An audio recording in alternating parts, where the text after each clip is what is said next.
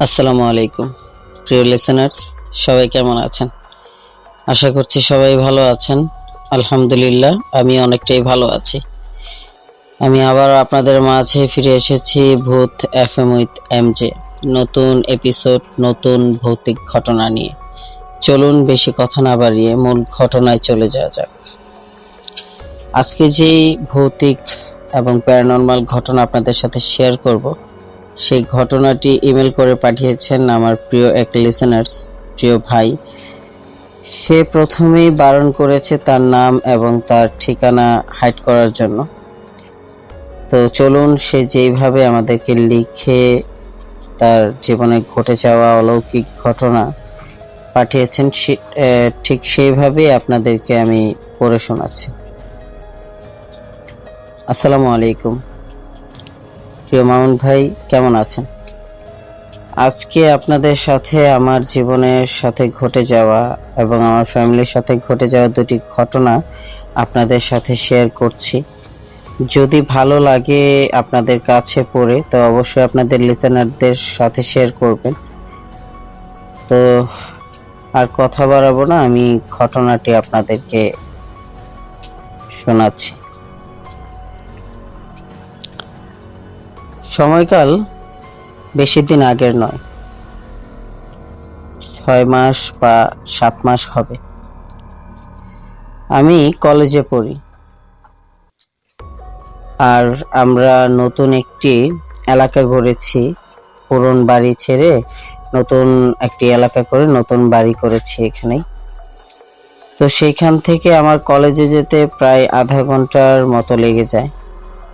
আর আমার বাড়ির পাশ দিয়ে একটি সরু পথ গেছে। সে পথ ধরে হেঁটে 10 মিনিট যাওয়ার পর একটি জঙ্গল পড়ে। সেই জঙ্গলটা পার হওয়ার 10 থেকে 15 মিনিট পর আমার কলেজ পড়ে। আসলে কেন বলছি সেটা ঘটনা শুনতে গিয়েই বুঝতে পারবেন। তো আমি বরাবরের মতো প্রতিদিনের মতোই আমি কলেজে যাওয়ার জন্য রেডি হয়ে আমি ঘর থেকে বের হই এবং সেই সরু পথ ধরেই হাঁটতে থাকি। নিজের আনমনেই গুনগুন করে গানও গাইতে থাকি। তো দেখা যাচ্ছে আমি যখন প্রায় 15 থেকে 20 মিনিট হাঁটার পর সেই জঙ্গলে আমি প্রবেশ করলাম, তখনই আমি আমার সাইডে তাকিয়ে দেখি একটি গাছে একটি ছেলে ঝুলন্ত অবস্থায়, আর সেই গাছের নিচে একটি ছোট্ট মেয়ে কান্না করছে আর চিৎকার করছে। আমি দেখে আর নিজেকে ধরে রাখতে পারলাম না। আমি দৌড়ে গিয়ে সে গাছে উঠে ছেলেটিকে গাছ থেকে নামানোর পর ছেলেটিকে কোলে করে দৌড়াতে থাকি এবং সেই জঙ্গল পের হয়ে আমি রাস্তার কিনারে দাঁড়িয়ে গাড়ির জন্য ওয়েট করতে থাকি। সেদিন কেন জানি তেমন গাড়ি ঘোড়াও চলতেছিল না, আমি কোনো গাড়ি খুঁজে পাচ্ছিলাম না। কিছুক্ষণ যাওয়ার পর একটি গাড়ি পাই। সেই গাড়িটিকে থামিয়ে বলি যে ভাই, আমাদেরকে হাসপাতালে একটু নিয়ে যান। সে লোকটিও রাজি হয়ে যায় এবং ছেলেটিকে আর মেয়েটিকে নিয়ে আমি হাসপাতালের দিকে রওনা দিই। হাসপাতালে যেতে যেতে ছেলেটি ছিল আমার কোলেই। কেন জানি ছেলেটির শরীর খুব ঠান্ডা লাগছিল আমার কাছে। আমি তখন তেমন একটি বুঝতে পারিনি। হাসপাতালে যাওয়ার পর আমি সোজা ছেলেটিকে নিয়ে জরুরি বিভাগে চলে যাই। সেখানের কর্মরত ডাক্তার আমার চিৎকার শুনে এসে ছেলেটির গায়ে হাত দিয়েই বলে যে ছেলেটি আর বেঁচে নেই। আমি তখন কি বলবো আর কি করব বুঝতে পারছিলাম না। আমি বারবার ডাক্তারকে বলছিলাম যে স্যার, আপনি একটু ভালো করে চেক করে বলেন না, ছেলেটি হয়তোবা বেঁচে যাবে, আপনি একটু চিকিৎসা শুরু করেন। তখন ডাক্তার বলল যে আপনি যতই কথা বলেন, ছেলেটি মারা গেছে। ডাক্তারের কথা শুনে আমি পুরো হতভম্ব হয়ে যাই, কি করব বুঝতে পারছিলাম না।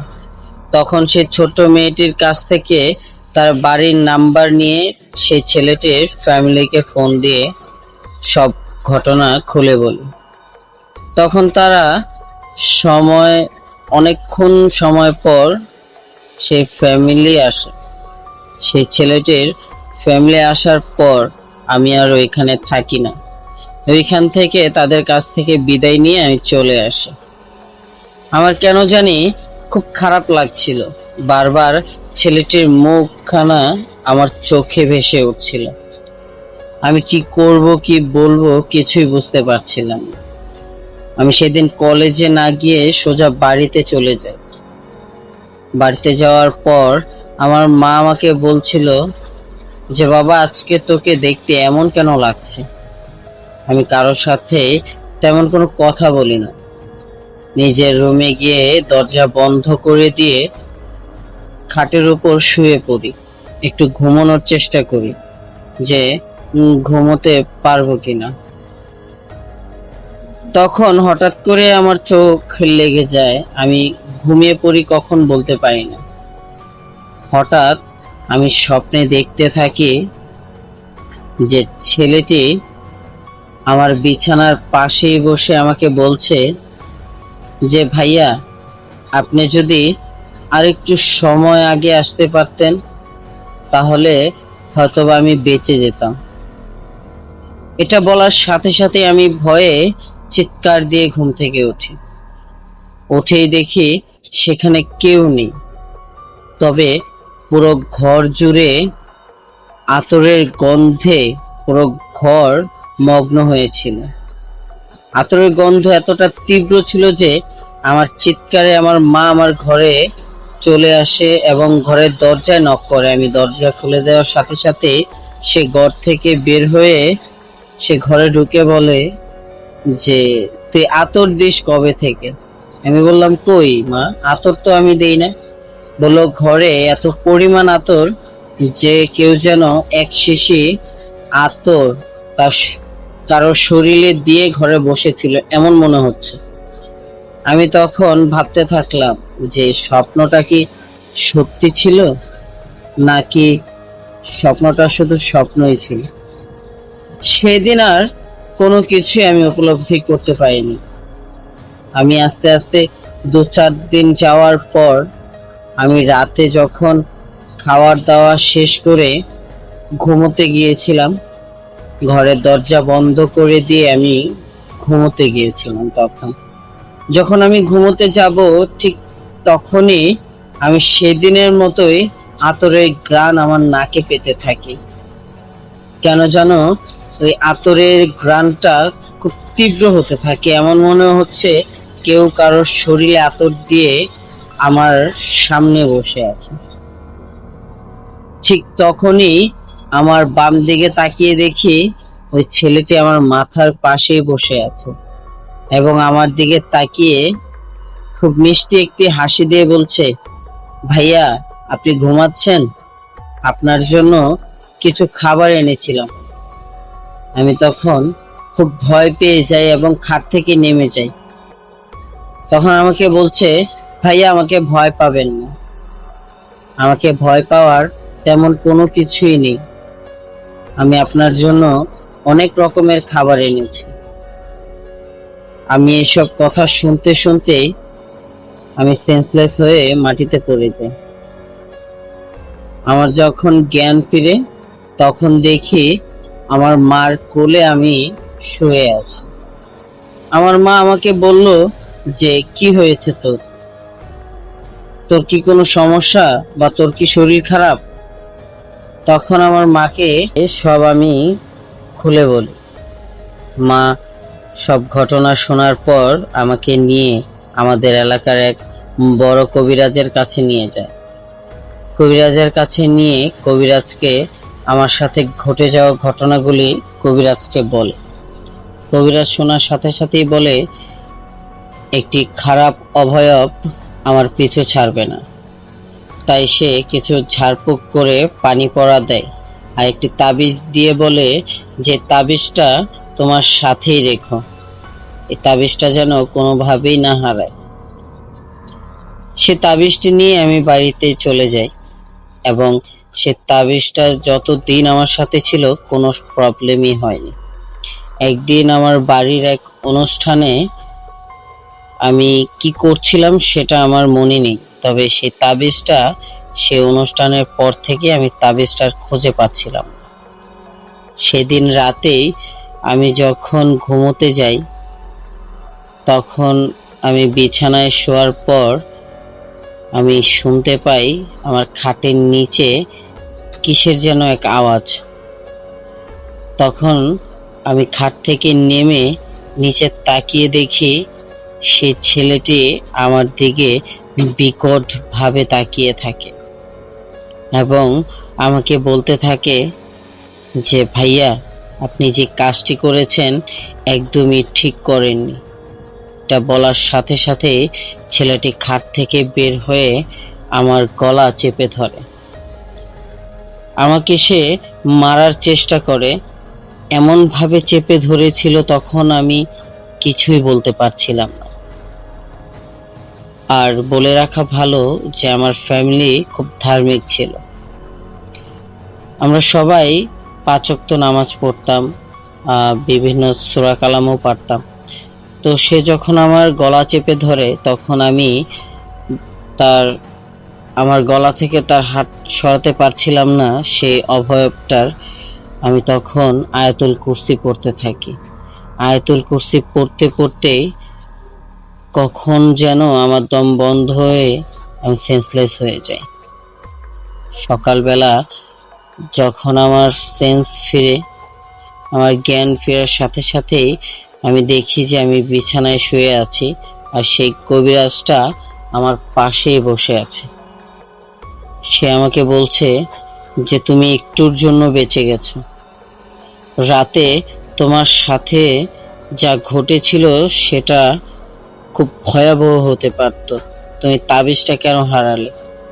তখন আমি বললাম যে আমি তাবিজটা তো ইচ্ছে করে হারাইনি, অনুষ্ঠানে কিছু একটা কাজ করতে গিয়ে তাবিজটা পড়ে যায়, আমি খেয়াল করিনি। তখন সেই কবিরাজ আমাকে আরেকটি তাবিজ দেয়। সে একটা সময় নির্ধারণ করে দেয় যে এই সময় পর্যন্ত যদি আমি তাবিজটা রাখতে পারি তখন সেই খারাপ অবয়বটা আমার কোনো ক্ষতি করতে পারবে না। তো সেই দিন থেকে আজ পর্যন্ত আমি সেই অবয়বটাকে কখনোই দেখিনি। তবে মাঝে মধ্যেই আমার ফ্যামিলির থেকে আমি শুনি যে আমি নাকি রাত্রে প্রচন্ড কথা বলি। তবে এখনো আমি সেই রহস্যের উদ্ঘাটন করতে পারিনি যে আমি কি সত্যি রাতে কথা বলি আর কার সাথেই বা কথা বলি। আমি এখন তো কোনো তেমন ধরনের স্বপ্নও দেখি না। তো এই ছিল আমার প্রথম ঘটনা আপনাদের সাথে শেয়ার করা।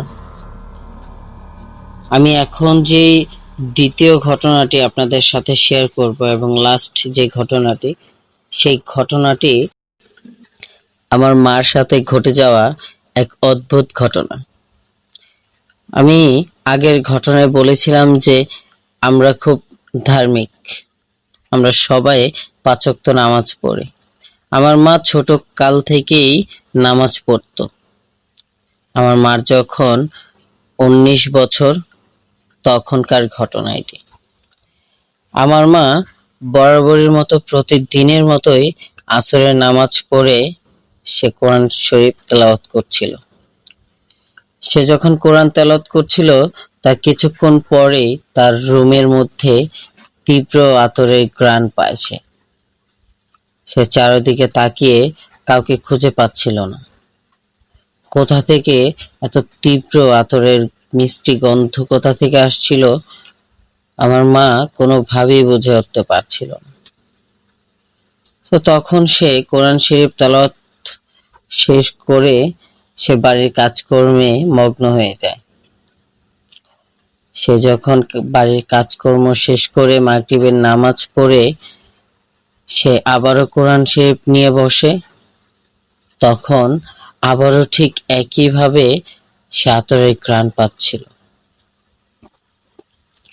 সে যখন আতরের ঘ্রাণ পাচ্ছিল তার একটু পরেই সাদা পাঞ্জাবি পরিহিত একটি পুরুষ তার পাশে এসে বসে তাকে বলতে লাগলো যে আপনার কোরআন তেলাওয়াতটা খুব মধুর, মাশাআল্লাহ, খুব মিষ্টি। আপনার কোরআন শরীফ তেলাওয়াত শুনলে শুনতেই ইচ্ছে করে। সেই কথাটি শোনার সাথে সাথে এবং সেই পাঞ্জাবি পরিহিত সেই লোকটিকে দেখে আমার মা খুব ভয় পেয়ে যায় এবং চিৎকার করে ওঠার সাথে সাথে ওই জিনিসটা গায়েব হয়ে যায়। তাকে কোথাও খুঁজে পাচ্ছিল না। সে হয়তোবা ভেবেছিল যে তার মনের ভুল, সে হয়তোবা ভুল কিছু দেখছে। সেদিনের মতো সে আর পড়েনি কোরআন তেলাওয়াত। কোরআন তেলাওয়াত বন্ধ করে দিয়ে সে সন্ধ্যার দিকে খাওয়া দাওয়া শেষ করে এশারের নামাজ পড়ে।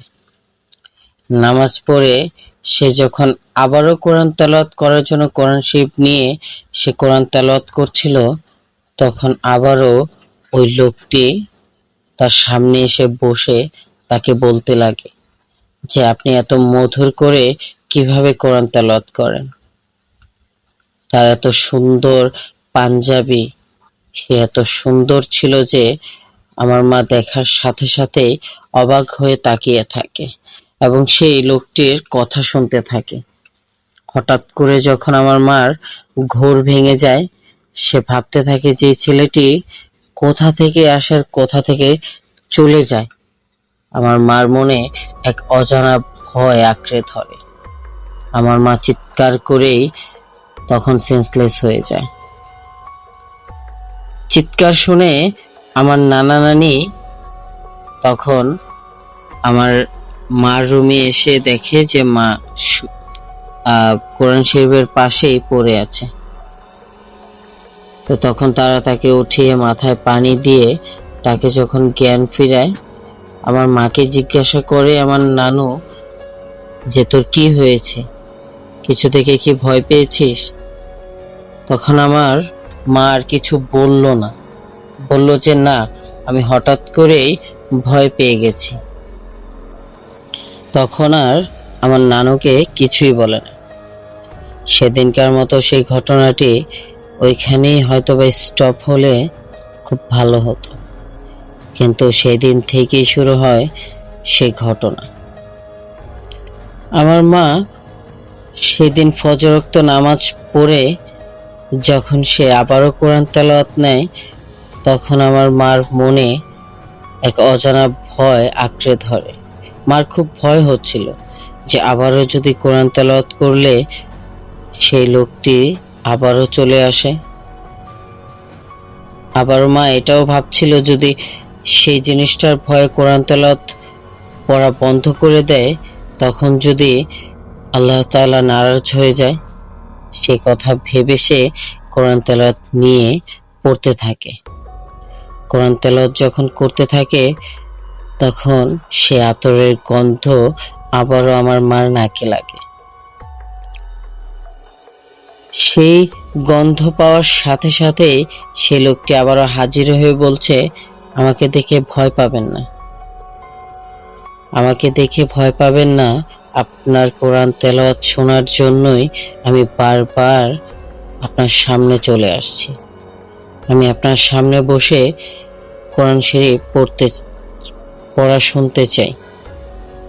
তখন আর কেন জানি আমার মা ভয় পাচ্ছিল না সেই জিনিসটাকে, সেই অভয়টাকে। তখন আমার মা প্রশ্ন করলো যে কে আপনি, বারবার কোথা থেকে আসছেন আর কোথায় চলে যাচ্ছেন? সেই লোকটি বলল যে আমি জিন জাতির একটি জিন। আসলে আমরা কারো ক্ষতি করি না। আমাদের মধ্যে অনেক হাফেজ, অনেক মাওলানা আছে, আমি নিজেও একজন হাফেজ। তো আপনার যখন কোরআন তেলাওয়াত শুনি তখন আমার কাছে খুব ভালো লাগে, খুব মধুর লাগে। এর জন্যই আপনার পাশে এসে বসে কোরআন তেলাওয়াত শুনতে চাচ্ছিলাম। আপনি যদি ভয় না পান, অবশ্যই আমি বসে আপনার কোরআন তেলাওয়াত শুনব। সেদিন আমার মা সেই জিনটাকে কোরআন তেলাওয়াত পড়ানো শোনাচ্ছিল। এভাবে কয়েকদিন কেটে যায়। আমার মা যখন একা একাই ঘরের মধ্যে কথা বলতো, সে কথাগুলো আমার নানু শুনতে পারত।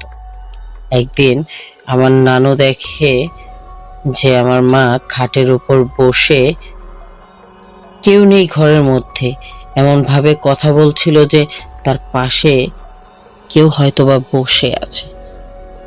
আমার নানু সেটা দেখার সাথে সাথে তাকে নিয়ে একটি বড় কবিরাজের কাছে নিয়ে যায়। কবিরাজের কাছে নিয়ে যাওয়ার পর কবিরাজ আমার মাকে দেখেই বলে যে ওকে তো একটা জিন বশ করে রেখেছে। সেই জিন ওকে খুব পছন্দ করে, ওকে বিয়ে করতে চায়। সে কথা শোনার সাথে সাথে আমার নানু আর আমার নানা খুব ভয় পেয়ে যায় এবং সে কবিরাজটি বলে যে আমি একটি তাবিজ দিয়ে দিচ্ছি, আর আপনারা যত সম্ভব পারেন আপনাদের মেয়েকে কারোর সাথে বিয়ে দিয়ে দেন, তখন ওই জিনটি ওর আর কোনো ক্ষতি করতে পারবে না, ওকে ছেড়ে দিবে। যা বলা তাই কাজ। কিছুদিন পরেই আমার মাকে আমার বাবার সাথে বিয়ে দেওয়া হয়। সে যখন নতুন নতুন শ্বশুর বাড়িতে যায়, তখন সে কাজকর্ম করতে গিয়ে সে তাবিজটি হারিয়ে ফেলে। সে বলতেও পারে না কখন তার তাবিজটি হাত থেকে পড়ে গেছে। নতুন বউ, নতুন বাড়ি, কাজকর্মের মোটামুটি ভালোই চাপ। রাত্রি যখন হয়, সে যখন নামাজ পড়ে, এশারের নামাজ পড়ে সে যখন কোরআন তেলাওয়াত করতে বসে, সে আবার ওই লোকটিকে দেখতে পায়। সে ওই লোকটিকে দেখার সাথে সাথেই ওই লোকটি বা ওই জিনটি বলে ওঠে যে আপনাকে আমার খুব ভালো লাগে, আমি আপনাকে আমার সাথে নিয়ে যেতে চাই। তখন আমার মা ভয় পেয়ে চিৎকার করলে আমার বাবা দৌড়ে আসে। দৌড়ে আসার সাথে সাথেই ওই জিনটি গায়েব হয়ে যায়। আর আমার মা আমার বাবাকে সব ঘটনা খুলে বলে। খুলে বলার পরপরই আমার বাবা আমার নানুকে খবর দেয়। আমার নানু বলে যে এক কাজ করো, তুমি ওকে নিয়ে আমাদের বাড়িতে চলে আসো। আমার বাবা যথারীতি পরের দিন বাড়িতে চলে যায়। আমার নানুর বাড়িতে আসার সাথে সাথেই আমার নানু আমার মাকে জিজ্ঞাসা করে যে তোর সাথের তাবিজটা কোথায়। তখন আমার মা হাত দিয়ে সে তাবিজটা খুঁজে পায় না। আমার নানু বুঝে যায় যে তাবিজটি হারানোর কারণেই সেই জিনটি আবারও ওকে বিরক্ত করছে। আবারও নিয়ে যায় ওই কবিরাজের কাছে। কবিরাজটি মাকে খুব বকাঝকা করে আর বলে যে তাবিজ দেওয়ার কারণে ওই জিনটি খুব তীব্র হয়ে গেছে, খুব বিরক্ত হয়ে গেছে এবং ক্ষতিও করতে পারে। তা বলে আমার মার হাতে একটি তাবিজ দিয়ে বলে যে তাবিজটি যেন কোনোভাবেই না হারায়। যতদিন ওই জিনটি আপনাকে না ছাড়ছে, আপনার পিছু না ছাড়ছে, ততদিন এই তাবিজটি যেন না হারায়। আমার মা ওই তাবিজটি হাতে বেঁধে চলে যায় বাড়িতে। সেদিন থেকে আর কখনোই ওই জিনটিকে দেখা যায়নি। আমার মা কখনোই ওই জিনটিকে দেখেনি। তবে একদিন ওই জিনটি আমার বাবার সামনাসামনি এসে পড়েছিল। তবে আমার মা কিছুটা দূরে থাকলেও আমার মার আভাস পাওয়ার সাথে সাথেই ওই জিনটি চলে যায়। আমার বাবার কোনো ক্ষতি সেই জিনটি করতে পারেনি। আর সেটাই ছিল আমার বাবার খুব, সেদিন হয়তোবা বাবা কোনো এক রহমতের জন্য বেঁচে গেছে। সেদিন থেকে আর কখনোই জিনটিকে দেখা যায়নি। আর এই ছিল আমার শেষ ঘটনা। যদি আমার ঘটনাটি আপনাদের কাছে ভালো লাগে এবং বিশ্বাসযোগ্য হয়, অবশ্যই আমার ঘটনাটি আপনারা শেয়ার করবেন। ধন্যবাদ। আপনাকেও ধন্যবাদ প্রিয় ভাই, প্রিয় লিসেনার্স। আপনার জীবনের সাথে ঘটে যাওয়া এবং আপনার ফ্যামিলির সাথে ঘটে যাওয়া যে দুটি ঘটনা আমাদেরকে ইমেল করে পাঠিয়েছেন, তার জন্য অসংখ্য অসংখ্য ধন্যবাদ আপনাকে। আসলে বিশ্বাস করা বিশ্বাস না করা একদিকে, আর বিনোদন হিসেবেও আমরা এই ভৌতিক ঘটনাগুলি শুনতে পারি। আর আমাদের পাশে থাকার জন্য অবশ্যই চ্যানেলটিকে সাবস্ক্রাইব করবেন যদি আমাদের ঘটনাটি আপনাদের কাছে ভালো লেগে থাকে। আর যদি আপনাদের জীবনের সাথে ঘটে যাওয়া কিছু ভৌতিক ঘটনা শেয়ার করতে চান, তবে অবশ্যই অবশ্যই আমাদের ডেসক্রিপশনে আমাদের ইমেল অ্যাড্রেস দেওয়া থাকবে। সেখানে গিয়ে আপনার নাম এবং আপনার বয়স, আপনার ঠিকানা লিখে আপনার যে ঘটনাটি সেটি লিখে সেন্ড করে দিবেন। যদি আমাদের পড়ে মনে হয় যে আমাদের লিসেনারদের কাছে শেয়ার করার মতো, অবশ্যই সেটি আমরা শেয়ার করব।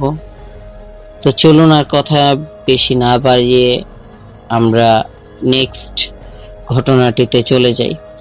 সেই ঘটনাটি আমি নিজে কালেক্ট করেছি আমার আশপাশের লোক থেকে।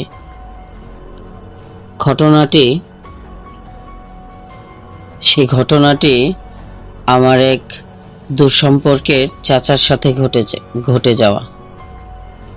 তো চাচার থেকে যেভাবে শুনেছি ঠিক সেইভাবেই আপনাদের সাথে শেয়ার করছি। ঘটনাটি হলো, আমার চাচা প্রায় রাতেই মাছ মারতে যেত। আসলে আমাদের দেশে মাছ মারাটা খুব বড় একটা বিষয়, কারণ দেখা যাচ্ছে মাছ মেরে আমাদের জীবিকা চালাতে হয়। তাই আমার বেশিরভাগ কালেক্ট করা যে ভৌতিক ঘটনাগুলি, সত্য ঘটনা, সেগুলো আপনারা শুনে বলবেন যে কেন বারবার মাছকে কেন্দ্র করে ঘটনাগুলি হয়। দেখেন, ঘটনা তো আমি তৈরি করি না, ঘটনা যেগুলো আমি কালেক্ট করি সেগুলোই আপনাদের কাছে শেয়ার করি। তো আমার চাচা প্রতিদিনের মতোই মাছ মারতে যাবে। আমার চাচার বন্ধুকে বলে রেখেছে যে রাতে আমাকে ডাক দিয়ে নিয়ে যাস। তো বলে রাখা ভালো যে আমার চাচার নাম ছিল শফিক আর তার বন্ধুর নাম ছিল হেলাল। তো সেদিন রাতে যখন আমার চাচা ঘুমাচ্ছিল, সেই হেলাল চাচার ভেষ ধরে এক অভয়ব এসে সেম হেলাল চাচার কণ্ঠ ধরেই আমার চাচাকে ডাকছিল যে শফিক, শফিক, শফিক, ঘুম থেকে ওঠ, মাছ মারতে যেতে হবে। আমার চাচা তখন হেলাল চাচার কণ্ঠ শুনেই লাফ দিয়ে খাট থেকে উঠে সে তৈরি হতে থাকে এবং আমার চাচি বলে যে আজকে না গেলে কি হয় না? তখন আমার চাচা বলে যে না, আজকে মাছের খুব বড় একটা মার লাগবে, আজকে অনেক মাছ মারা যাবে। তো এটা বলে ঘর থেকে বের হয়ে দেখে যে হেলাল চাচা দাঁড়িয়ে আছে। তখন বলে যে চল, তাড়াতাড়ি চল। এটা বলার সাথে সাথেই হাঁটতে থাকে দুজন। সেদিন কেন জানি হেলাল চাচার হাঁটা খুব দ্রুত ছিল, সে খুব দ্রুত হাঁটছিল এবং খুব কম কথা বলছিল। আমার চাচা সেই জিনিসটা লক্ষ্য করে যে হেলাল চাচা তো কখনো এত দ্রুত হাঁটে না আর এত কম কথা বলে না, সে খুব বেশি কথা বলে। তখন আমার চাচা বলল যে কি হয়েছে, আজকে তোর কোনো সমস্যা বা তোর কি কোনো প্রবলেম? তখন হেলাল চাচা কিছু বলল না। আমার চাচা আবারও তাকে প্রশ্ন করলো, কিরে, কথা বলছিস না যে? তখন হেলাল চাচা বলল যে না, কিছু না, এমনিতেই। হয়তোবা আমার চাচা ভাবলো যে হ্যাঁ, হতেও পারে, মানুষের মন সবসময় তো আর এক থাকে না, তাই হয়তোবা ওর মনটা খারাপ, ও দ্রুত হাঁটছে বা কথা কম বলছে। হাঁটতে হাঁটতে দুটো রাস্তা সামনে পড়ে, একটা ডান দিকে গেছে আর একটা বাঁ দিকে গেছে। তো বরাবরের মতো আমার চাচাদের ডান দিকে যেতে হবে, কারণ নদীটা ডান দিকেই পড়েছে। কিন্তু হঠাৎ কেন জানি হেলাল চাচা বাঁ দিকে যেতে লাগলো। আমার চাচা ডাকতে লাগলো, কিরে হেলাল, তুই বাঁ দিকে কেন যাচ্ছিস? তখন হেলাল চাচা বলল যে, এদিকে আসো, একটু কাজ আছে, এই কাজটা সেরে তারপরে যাই। তখন আমার চাচা ভাবলো যে হ্যাঁ, কাজ থাকতেই পারে। তো এত কিছু না ভেবেই ওই অভয়টার পিছু পিছু যেতে লাগে আমার চাচা। তো আমার চাচার হাতে টর্চ লাইট ছিল, তখন পর্যন্ত জ্বালায়নি, চাঁদনি রাত, সে রাস্তা পুরো ক্লিয়ার দেখছিল, তাই আর টর্চ লাইটটি সে জ্বালায়নি। হঠাৎ তেঁতুল গাছের দিকে আসতেই সে হেলাল চাচার রূপ ধরে থাকা অভয়টি অদৃশ্য হয়ে যায় এবং একটি কুকুরের রূপে রূপান্তরিত হয়ে কাকার সামনে দাঁড়িয়ে যায়। আমার কাকা ভয়ে হাতের টর্চ লাইটটি যখন ওই অভয়টার দিকে ধরে, সেই কুকুরটা প্রায় 2-1 লাফে সে রাস্তার সাইডে থাকা একটি বড় পুরনো তেঁতুল গাছে উঠে যায়। এই দৃশ্য দেখে আমার চাচা খুব ভয় পেতে থাকে আর মনে মনে সূরা তেলাওয়াত করতে থাকে। সে অভয়টা গাছের উপরে উঠেই তার দিকে বড় বড় ঢিল ছুটতে থাকে। আমার চাচা কোনো রকম বেঁচে ওইখান থেকে দৌড়ে এসে বাড়ির উঠোনেই সেন্সলেস হয়ে যায়। তখন আমার চাচি এই কাণ্ড দেখে চাচার মাথায় পানি ঢেলে চাচার জ্ঞান ফিরে আনে এবং বলে যে আমাকে যে ডেকে নিয়ে গেছিল সে কোনোভাবেই হেলাল নয়, সে হেলাল নয়। এটা বলে আমার চাচার গা পুরো জ্বর এসে চাচা কাঁপতে থাকে। আমার চাচি আশেপাশের লোক এবং তাদের বাড়ির লোককে ডেকে রাতে এক মসজিদের ইমাম সাহেবের কাছে নিয়ে তাকে ঝাড়ফুঁক করে আনে। কয়েকদিন খুব ভালো যায়। সে আবারও যখন হেলাল চাচার সাথে তার দেখা হয় তখন বলে যে এমন এমন তোকে বলেছিলাম, তুই তো সেদিন আর আসিসনি, আমার সাথে এমন এমন ঘটনা ঘটেছে। তখন হেলাল চাচা বলল যে দেখো, কেউ যদি তোমাকে রাত করে ডাকে তুমি সহজে বের হইও না, কারণ এই জিনিসটা খুব এই ঘটনাটি খুব ঘটছে, এখানে অনেক মানুষের অনেক ধরনের ক্ষতি হয়ে যাচ্ছে, তুমি কারো ডাকে সহজে বের হইও না, সবকিছু যাচাই বাছাই করে বের হইও। তো আমার চাচা এটা শোনার পরে বাজারে চলে যায়। বাজার থেকে ফিরতে ফিরতে প্রায় সন্ধ্যা হয়ে যায়। এমন সময় সে আস্তে আস্তে রাস্তার মাঝে দেখে তার ছোট ভাইয়ের মতো কে যেন হেঁটে যাচ্ছে। সে তার ছোট ভাই ভেবেই তাকে ডাক দিয়ে দাঁড় করিয়ে সে তার সাথে কথা বলতে বলতেই হাঁটতে থাকে। হঠাৎ কিছু দূর যাওয়ার পরেই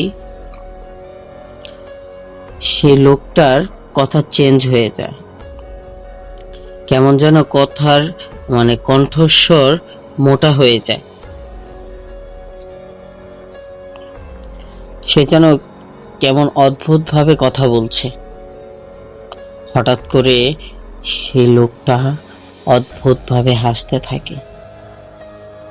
এই কাণ্ড দেখার সাথে সাথে আমার চাচার বুক ধড়ফড় করতে থাকে আর অজানা এক আতঙ্ক, অজানা এক ভয় তার মাঝে ঘিরে ধরে।